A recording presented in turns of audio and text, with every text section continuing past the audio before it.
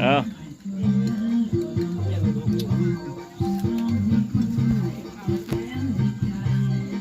พ่อจับพ่อใส่ไป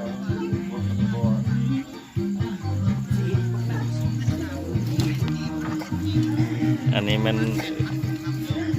อะไรเลี้ยงได้เนี่ย ไปผมว่าผ่าเจอขึ้นเมื่อเทิงเมื่อซอสพุ่นเลยโอ้เต็มทุ่งแท้ยึดถึงแห้งได้เลยป่ะ ร่วงพวกเป็นพวกสรุปพวกจะโดยเวลาเท่าใส่ภาพเลย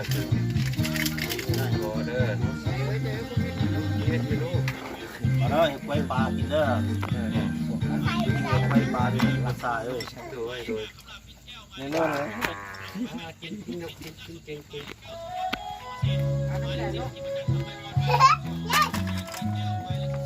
ปลาคอไงมันทายไง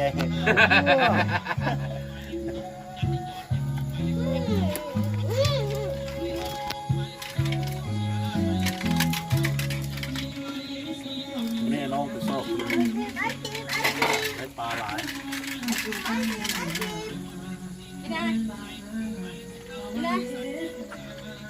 ผู้ใดผู้เคยไว้ปลาบึ้งเด้อวิธีการ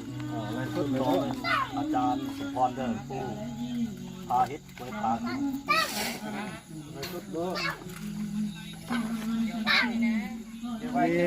นี่กล้วยปลาแห้งตัวนี้น่ะตัวนี้กล้วยปลาแห้งเด้อ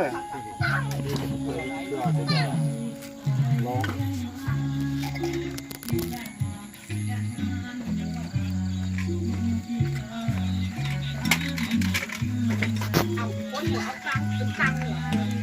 สัมผัสไปพร้อมเลยนี่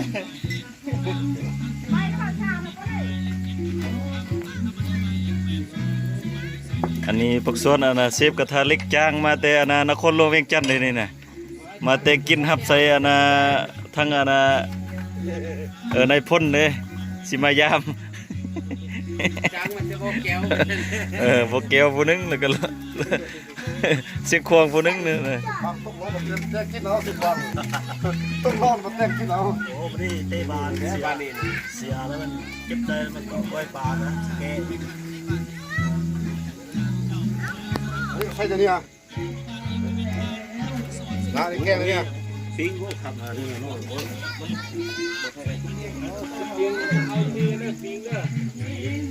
ได้เห็นอันนั้นแล้วฉันผมอื่นในซอกบ่เห็นจักโตเลย กันบ่เห็นอันนั้น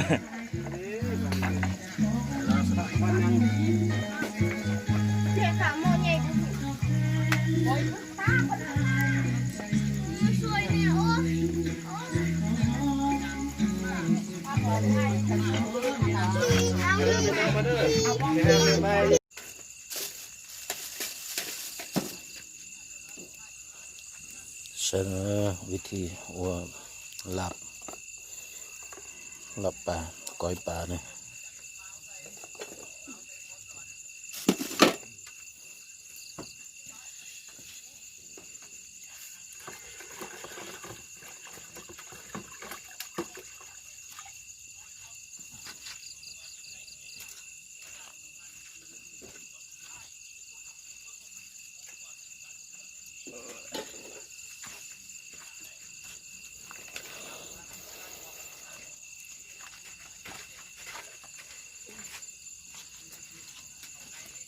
nó nói bên là itu pun yêu chế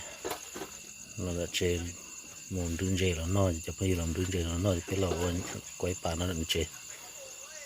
mình chế cho phàn ngàn là nhau chia sẽ chế ở chế mấy nhau nó sẽ chỉ tầm một cua đấy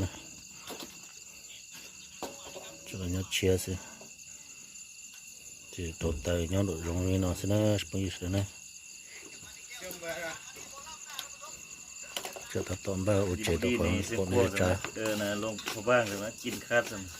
แล้วต้นบ้าเขาจะวัวต้นเนาะอุจจาระเชื้อต้นเชื่อมั้ง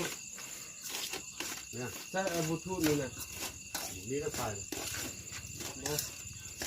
นั่นเราอยากย่อจะคนเดียวเป็นดื้อจะสิคุณโมใช้ตัวกุฏิหม้อย่อตัวสังคมตัวหนึ่งหม้อตัวทุกขหม้อต่อเงินจันทร์จะกูโมใช้หนึ่งแหละที่จะเล่นเท่าไรไปแต่สิเล่นดื้อตลอดละกู กูกูหลอนตะเลยนอกก้อยปลาปลาละอัวก้อยปลาเนาะที่กูหลอนกงเท่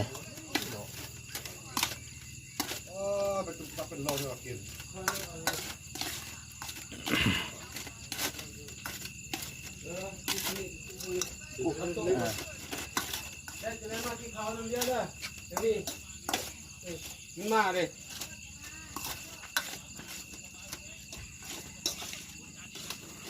แล้วตัวจีจะเป็นนอนฮะ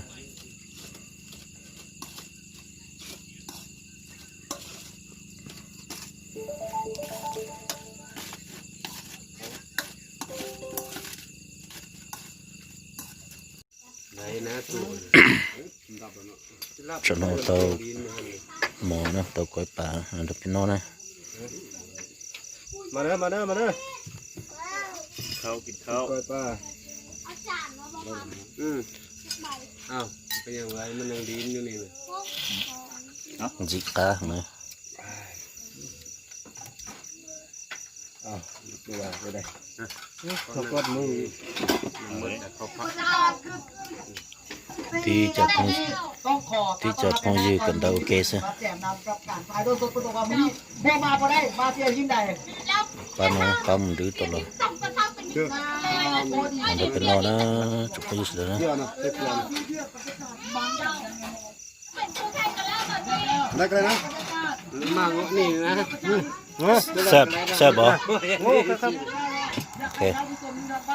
นอนอยู่เที่ยวกับพวกเขาด้วยว่าบรรยากาศเป็นหนาวลูกกันหน้า ใช่ป้าเบิ่งเตะบ้าน